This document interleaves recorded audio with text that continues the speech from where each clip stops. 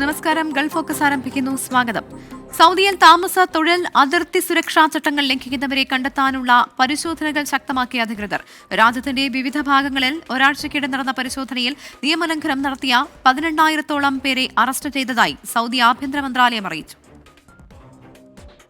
താമസ തൊഴിൽ അതിർത്തി സുരക്ഷാ ചട്ടങ്ങൾ ലംഘിക്കുന്നവരെ കണ്ടെത്താനുള്ള പഴുതടച്ച പരിശോധനകൾ ശക്തമാക്കിയിരിക്കുകയാണ് അധികൃതർ.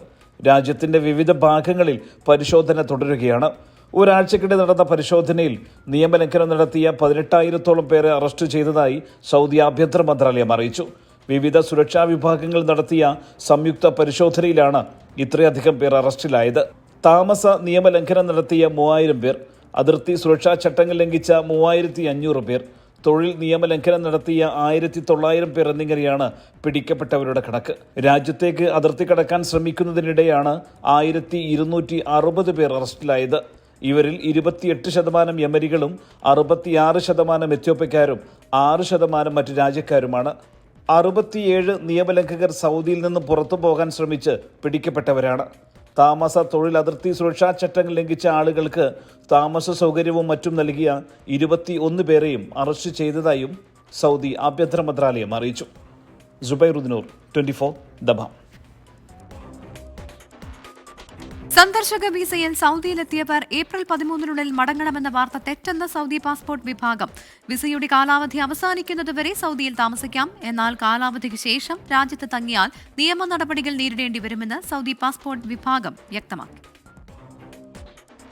വിവിധ തരം സന്ദർശന വിസകളിൽ എത്തിയവർ ഏപ്രിൽ 13-നുള്ളിൽ സ്വന്തം രാജ്യത്തേക്ക് മടങ്ങണമെന്ന രീതിയിൽ സാമൂഹിക മാധ്യമങ്ങളിൽ പ്രചരിച്ച വാർത്ത വ്യാജമെന്നാണ് സൗദി ജവാസാത്ത് വ്യക്തമാക്കിയിരിക്കുന്നത്. ഇന്ത്യ അടക്കം 14 രാജ്യങ്ങളിൽ നിന്നെത്തിയ ബിസിനസ്, ടൂറിസ്റ്റ്, സന്ദർശന വിസക്കാർ ഏപ്രിൽ 13-ന് മുമ്പ് സൗദി അറേബ്യയിൽ നിന്ന് മടങ്ങണമെന്നും ഇല്ലെങ്കിൽ 5 വർഷത്തെ പ്രവേശന വിലക്ക് ഏർപ്പെടുത്തുമെന്നായിരുന്നു സാമൂഹിക മാധ്യമങ്ങളിൽ പ്രചരിച്ചത്. എന്നാൽ ഇത് വിശ്വസിക്കരുതെന്നും ഇത്തരത്തിൽ ഒരു ഉത്തരവും പുറപ്പെടുവിച്ചിട്ടില്ലെന്നും ഔദ്യോഗികമായി പുറത്തുവിടുന്ന വാർത്തകൾ മാത്രമേ വിശ്വസിക്കാവൂ എന്നും അധികൃതർ വ്യക്തമാക്കി. ഒരു ഉപയോക്താവിന്റെ അന്വേഷണത്തിന് നൽകിയ മറുപടിയിലാണ് ഡയറക്ടറേറ്റിന്റെ വിശദീകരണമുണ്ടായത്. ബിസിനസ്, ടൂറിസ്റ്റ്, സന്ദർശന വിസയുടെ കാലാവധി അവസാനിക്കുന്നത് വരെ സൗദിയിൽ താമസിക്കാം. എന്നാൽ കാലാവധിക്ക് ശേഷം രാജ്യത്ത് തങ്ങിയാൽ നിയമ നടപടികൾ നേരിടേണ്ടി വരുമെന്നും സൗദി പാസ്പോർട്ട് വിഭാഗം ഓർമ്മിപ്പിച്ചു. ബിസിനസ്, സന്ദർശന വിസക്കാർക്ക് അവർ കൊണ്ടുവരുന്ന സ്ഥാപനത്തിൻ്റെയും ഫാമിലി സന്ദർശന വിസക്കാർക്ക് അവർ കൊണ്ടുവന്ന വ്യക്തിയുടെയും അബ്ഷിർ, മുഖീം പ്ലാറ്റ്ഫോമുകൾ വഴി വിസ കാലാവധി അറിയാനുള്ള അവസരവുമുണ്ട്. സുബൈറുദ്ദീനൂർ, 24 ദമാം. റിയാദിൽ സുരക്ഷാ ഉദ്യോഗസ്ഥരെന്ന വ്യാജേന കവർച്ചയും അക്രമങ്ങളും നടത്തി 21 പേരെ പോലീസ് അറസ്റ്റ് ചെയ്തു. താമസ കേന്ദ്രങ്ങൾ വളഞ്ഞ് സാഹസികമായാണ് സുരക്ഷാസേന ഇവരെ അറസ്റ്റ് ചെയ്തത്. വീടുകൾ കയറിയും പതിയിരുന്ന് ആക്രമിച്ചും കൊള്ള നടത്തുന്നത് പതിവാക്കിയ 23 യമൻ പൗരന്മാരാണ് റിയാദ് പോലീസിന്റെ പിടിയിലായിരിക്കുന്നത്. വീടുകൾ വളഞ്ഞു അതിസാഹസികമായി ഇവരെ പിടികൂടുന്നതിൻ്റെ ദൃശ്യങ്ങൾ സൗദി ആഭ്യന്തര മന്ത്രാലയമാണ് പുറത്തുവിട്ടത്.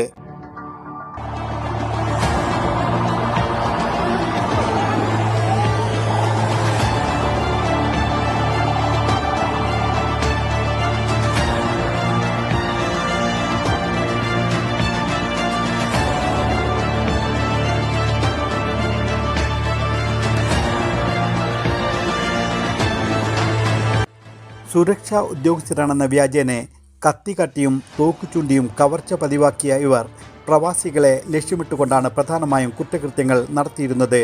കഴിഞ്ഞ കുറച്ചു മാസങ്ങളായി മലയാളികൾ ഉൾപ്പെടെ നിരവധി പേരാണ് ഇത്തരത്തിൽ കവർച്ചക്കും ആക്രമണത്തിനും ഇരയായത്.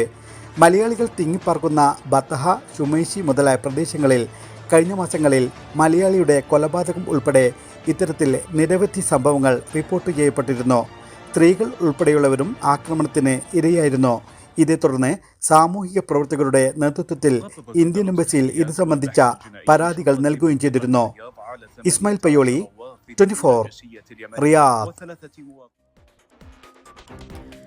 സൗദി പ്രോ ലീഗിൽ ജിദ്ദ ഡെർബി സമനിലയിൽ പിരിഞ്ഞു. ഇത്തിഹാദ് ക്ലബും അൽ അഹ്ലിയും 2 ഗോളുകൾ വീതം നേടി. ലീഗിൽ ഇത്തിഹാദ് 1-ാം സ്ഥാനത്ത് തുടരുകയാണ്.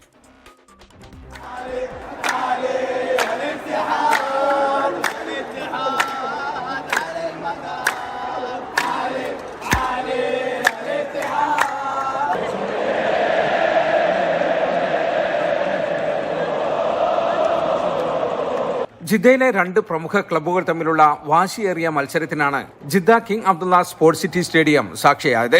കരീം ബെൻസേമയും കാന്റയും ഉൾക്കൊള്ളുന്ന അൽ ഇത്തിഹാദും റിയാദ് മെഹ്റസ് ഉൾപ്പെടെയുള്ള താരനിരകളുമായി അൽ അഹിലിയും തുടർച്ചയായ മുന്നേറ്റങ്ങൾ നടത്തിയെങ്കിലും ആദ്യ പകുതി ഗോൾ രഹിത സമനിലയിലായിരുന്നു. രണ്ടാം പകുതിയിൽ 51 മിനിറ്റിൽ റോജർ ഇബാനിസിന്റെ ഗോളിൽ അൽ അഹിലി മുന്നിലെത്തി. 74 മിനിറ്റിൽ മൂസ ദിയാബി ഇത്തിഹാദിനു വേണ്ടി ഗോൾ മടക്കി. 82 മിനിറ്റിൽ ഇവാൻ ടോണിയുടെ ഗോളിലൂടെ വീണ്ടും അൽ ഹിലാൽ മുന്നിൽ.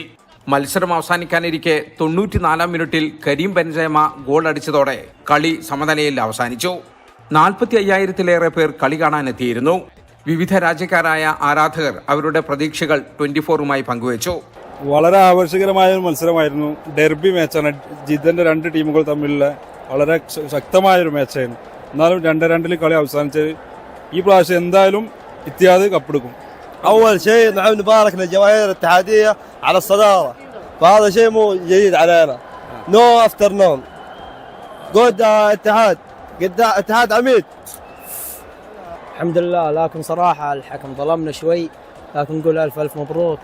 الصدارة بس فرق إن شاء الله 5 نقاط عقبال الدوري وكأس الملك. تحياتي من قلب اتحادي. اتحاد come back and good remontada. And one thing, don't forget Gaza. Saudi Pro ലീഗിൽ ഇത്തിഹാദ് 1-ാം സ്ഥാനത്ത് തുടരുകയാണ്. അൽ ഹിലാൽ 2-ഉം അൽ നസർ 3-ഉം സ്ഥാനങ്ങളിലുണ്ട്. ഖാദിസിയ 4-ഉം അൽ അഹിലി 5-ഉം സ്ഥാനങ്ങളിലാണ്. സൗദി പ്രോ ലീഗ് 26 റൗണ്ട് പൂർത്തിയായപ്പോൾ 62 പോയിന്റുമായി ഇത്തിഹാദ് ക്ലബ്ബ് 1-ാം സ്ഥാനത്താണ്. 2-ാം സ്ഥാനത്തുള്ള അൽ ഹിലാൽ ക്ലബിന് 57 പോയിന്റാണുള്ളത്. ഇനി 8 റൗണ്ടുകൾ കൂടി ബാക്കിയുണ്ട്. ജിദ്ദയിലെ കിങ് അബ്ദുള്ള സ്പോർട്സ് സിറ്റി സ്റ്റേഡിയത്തിൽ നിന്നും ജലീൽ കണ്ണമംഗലം, 24. സിപിഐഎമ്മിനെ നയിക്കാൻ എം.എ. ബേബി.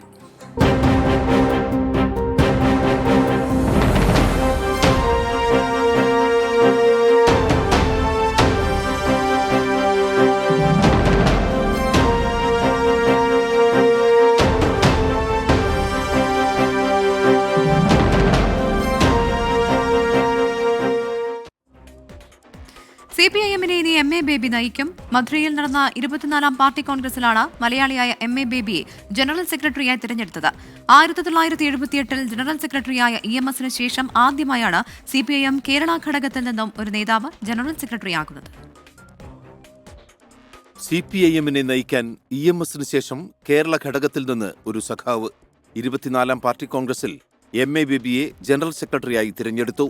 പാർട്ടി കോൺഗ്രസിന്റെ തുടക്കം മുതൽ തന്നെ എം.എ. ബേബി ജനറൽ സെക്രട്ടറിയാകുമെന്ന് സൂചനയുണ്ടായിരുന്നു. ഇന്ന് ചേർന്ന കേന്ദ്ര കമ്മിറ്റി യോഗത്തിലെടുത്ത തീരുമാനം പാർട്ടി കോൺഗ്രസ് ഏകകണ്ഠമായി അംഗീകരിച്ചു. പാർട്ടി കോൺഗ്രസിൽ മുഖ്യമന്ത്രി പിണറായി വിജയനാണ് എം.എ. ബേബി ജനറൽ സെക്രട്ടറി എന്ന് പ്രഖ്യാപിച്ചത്. ഇന്ന് ചേർന്ന പുതിയ സെൻട്രൽ കമ്മിറ്റിയുടെ ആദ്യ യോഗത്തിൽ പി.ബി. അംഗം മുഹമ്മദ് സലീം ബേബിയുടെ പേര് നിർദ്ദേശിച്ചു. അശോക് ധാവ്ളെ പിന്തുണച്ചു. ജനറൽ സെക്രട്ടറി ആയത് വലിയ ഉത്തരവാദിത്തമാണ് എന്ന് എം.എ. ബേബിയുടെ ആദ്യ പ്രതികരണം. ഏകണ്ഠമായിരുന്നു. ബംഗാൾ എന്നൊക്കെ പറഞ്ഞു. സഖാവ് പിണറായി വിജയൻ പറഞ്ഞു. ബംഗാൾ സംസ്ഥാന സെക്രട്ടറിയും പി.ബി. മെമ്പറുമായ സഖാവ് മുഹമ്മദ് സലീമാണ് എൻ്റെ പേര് നിർദ്ദേശിച്ചത്. ജനറൽ സെക്രട്ടറി അയക്കും എന്ന നിങ്ങൾക്ക് പലർക്കും പ്രതീക്ഷയുണ്ടായിരുന്ന അല്ലെങ്കിൽ അഭ്യൂഹങ്ങൾ പ്രചരിപ്പിക്കപ്പെട്ട ഡോക്ടർ അശോക് ധവ്ളെയാണ് പാർട്ടി സെക്രട്ടറി ജനറൽ സെക്രട്ടറി സ്ഥാനത്തേക്കുള്ള എൻ്റെ പേര് പിന്താങ്ങിയത്. കേരളത്തിലെ നിയമസഭാ തെരഞ്ഞെടുപ്പ്, സംഘടനയെ ശക്തിപ്പെടുത്തൽ, പാർട്ടിയും വർഗ ബഹുജന സംഘടനകളും നടത്തിവരുന്ന വിവിധ സമരങ്ങളുടെ മുന്നോട്ടുപോക്ക്, കേരളത്തിലെ ഭരണ തുടർച്ച തുടങ്ങി എം.എ. ബേബിക്ക് മുന്നിൽ വെല്ലുവിളികൾ അനവധി. 1978 ഏപ്രിൽ 8-നാണ് E M S. Namboodiripad CPIM general secretary ആയത്. അതിനുശേഷം ഇപ്പോഴാണ് ആദ്യമായി ഒരു മലയാളി കേരളത്തിൽ നിന്നും ഒരാൾ പാർട്ടിയുടെ ജനറൽ സെക്രട്ടറി ആവുന്നത്. അതും എം.എ. ബേബിയിലൂടെ കേരളം കൃത്യമായി CPIM-ന്റെ രാഷ്ട്രീയ ചരിത്രത്തിൽ വീണ്ടും ഇടം പിടിക്കുകയാണ്. ക്യാമറമാൻ രാജേഷ് വളരികൊണ്ടിനൊപ്പം മധുരയിൽ നിന്നും ദീപക് ധർമ്മടം, 24.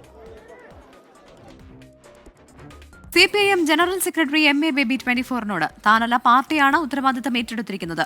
പദവിയൊഴിഞ്ഞ നേതാക്കൾ പാർട്ടിക്ക് വേണ്ടി പ്രവർത്തിക്കും. രാജ്യത്ത് ഭയം ഭരിക്കുന്ന സമയത്താണ് പാർട്ടി കോൺഗ്രസ് ചേർന്നത്. കേന്ദ്ര സർക്കാരിനെ നിഷ്കാസനം ചെയ്ത് സമൂഹത്തെ വിമുക്തമാക്കുക എന്ന ഉത്തരവാദിത്തമാണ് പാർട്ടിക്കുള്ളതെന്ന് എം.എ. ബേബി പറഞ്ഞു. 24 എക്സ്ക്ലൂസീവ്. CPM-ന്റെ പുതിയ ജനറൽ സെക്രട്ടറി MA ബേബി ചേരുകയാണ് 24-നൊപ്പം. കോമ്രേഡ്, മധുരയിലെ വിപ്ലവ മണ്ണിൽ മുമ്പ് നടന്ന 2 പാർട്ടി കോൺഗ്രസുകളും ചരിത്രപരമായിരുന്നു. പുതിയ ഈ 3ാമത്തെ പാർട്ടി കോൺഗ്രസിൽ ചരിത്രപരമായൊരു ദൗത്യമാണ് അങ്ങ് ഏറ്റെടുത്തിരിക്കുന്നത്. എങ്ങനെ കാണുന്നു? ആദ്യമായി ഞാൻ ഒരു ദൗത്യം ഏറ്റെടുത്തു എന്ന് എൻ്റെ പ്രിയ സുഹൃത്തിൻ്റെ അഭിപ്രായത്തോട് ഞാൻ വിനയപൂർവ്വം യോജിക്കുകയാണ്. പാർട്ടിയാണ് ഈ ഉത്തരവാദിത്വം ഏറ്റെടുത്തിരിക്കുന്നത്. പാർട്ടി കൂട്ടായിട്ട് പ്രവർത്തിക്കുന്ന പാരമ്പര്യമാണ് എക്കാലവും പിന്തുടർന്നിട്ടുള്ളത്. അത് എന്നത്തേക്കാളും കൂടുതൽ ആവശ്യമുള്ളൊരു കാലഘട്ടമാണ് പാർട്ടിയുടെ മുമ്പിൽ നിൽക്കുന്നത്. കാരണം വളരെ പ്രധാനപ്പെട്ട ഒട്ടേറെ മുതിർന്ന നേതാക്കന്മാർ ഈ പ്രായത്തിൻ്റെ നിയന്ത്രണം വെച്ചിട്ട് ഇവിടുന്ന് സ്വന്തം ഉത്തരവാദിത്വത്തിൽ നിന്ന് ഒഴിവായിട്ടുണ്ട്. പക്ഷേ അവർ പാർട്ടിയിൽ നിന്ന് ഒഴിവായിട്ടില്ല, അവർ തുറന്നും പാർട്ടിക്ക് വേണ്ടി പ്രവർത്തിക്കും. ഏറ്റവും പ്രധാനം ഇന്ത്യൻ രാഷ്ട്രീയ സാഹചര്യത്തിൽ വളരെ വളരെ അസാധാരണമായ ഒരു നവഫാസിസ്റ്റ് ആക്രമണ പദ്ധതിയുമായിട്ട് മുന്നോട്ട് പോവുകയാണ് കേന്ദ്ര ഗവൺമെൻറ്. ഏറ്റവും പെട്ടെന്ന് അതിനുള്ള ഉദാഹരണം എമ്പുരാൻ സിനിമയാണ്. മറ്റൊന്ന്, ചില തമാശകൾ പറഞ്ഞ മഹാരാഷ്ട്രയിലെ ഒരു സ്റ്റാൻഡപ്പ് കൊമേഡിയൻ അയാളെ വേട്ടയാടുകയാണ്. അതിനു മുമ്പ് ഖൽബുർഗിയെ പോലെയുള്ള പ്രശസ്തനായ സാഹിത്യകാരനെ കൊന്നു. നിങ്ങളുടെ മേഖലയിൽ പ്രവർത്തിക്കുന്ന മാധ്യമ മേഖലയിൽ പ്രവർത്തിക്കുന്ന ഗൗരി ലങ്കേഷിനെ കൊന്നു. മഹാത്മാഗാന്ധിയെ വകവരുത്തിയതും ഈ വർഗീയ സ്പർദ്ധയുടെ ശക്തികളാണ്. ഇതെല്ലാം ഒരേ ഉത്ഭവസ്ഥാനമാണുള്ളത്.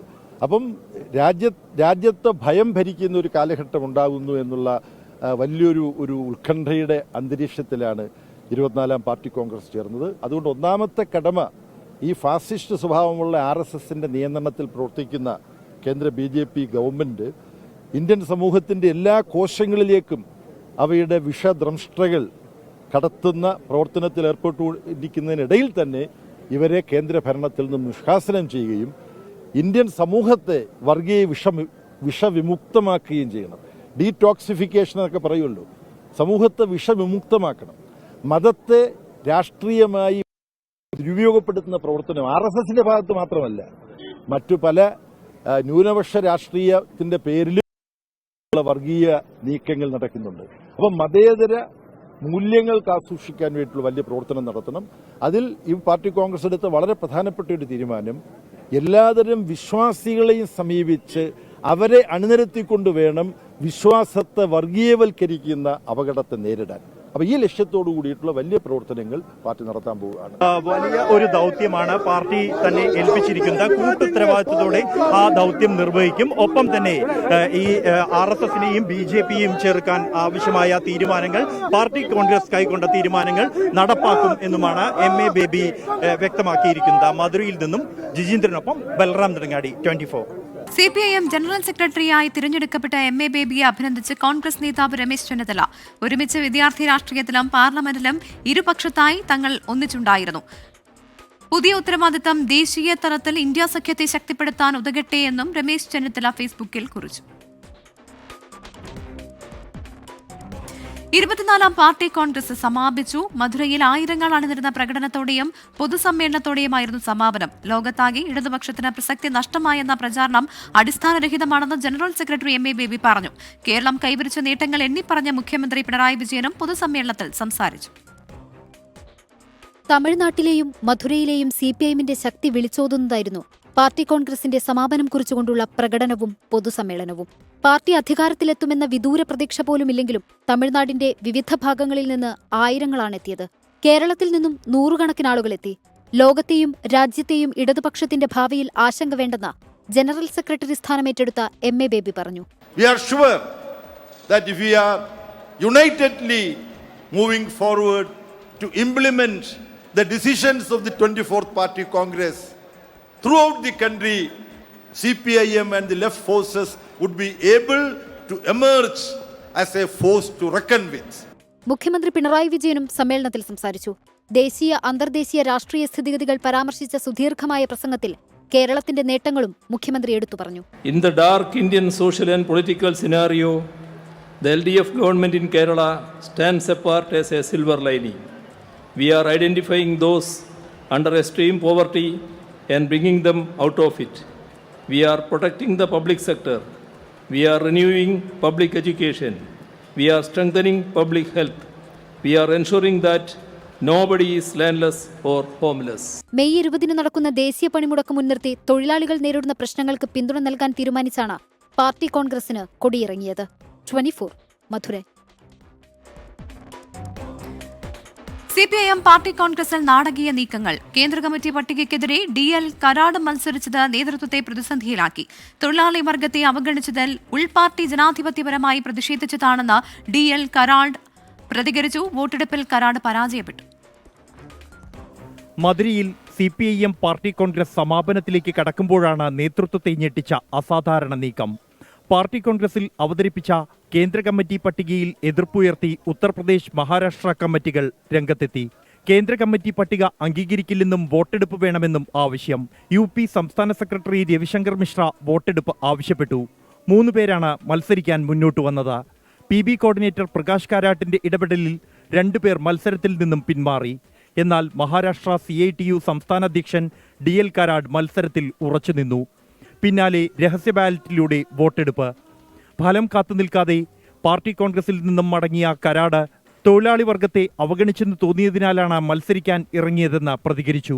The reason is that we want that the comrades from trade unions and who are fighting class struggles at ground level, they should be given representation in the central committee. This is a democracy, man. One single comrade is fighting for central committee position. പ്രതിഷേധമല്ലെന്നും പാർട്ടിക്ക് വിധേയനായി പ്രവർത്തിക്കുമെന്നും Karad. വോട്ടെണ്ണിയപ്പോൾ 31 vote മാത്രം ലഭിച്ച കരാട് ഔദ്യോഗിക പാനലിനോട് പരാജയപ്പെട്ടു.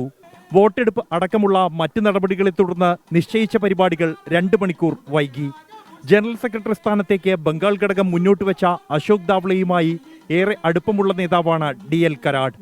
ഉൾപാർട്ടി ജനാധിപത്യമെന്ന ഒറ്റവാക്കിൽ party ന്യായീകരിക്കുമ്പോഴും നേതൃനിരയിൽ ഒരു മറുപക്ഷം രൂപപ്പെട്ടിരിക്കുന്നു എന്നതിന്റെ കൃത്യമായ സൂചനയാണ് കേന്ദ്ര കമ്മിറ്റിയിലേക്ക് നടന്ന വോട്ടെടുപ്പ്. സീതാറാം യെച്ചൂരി നഗറിൽ നിന്നും ജിജീന്ദ്രനൊപ്പം ബൽറാം നെടുങ്ങാടി, 24. ഫോക്കസ് പൂർണ്ണമാകുന്നു. Good night.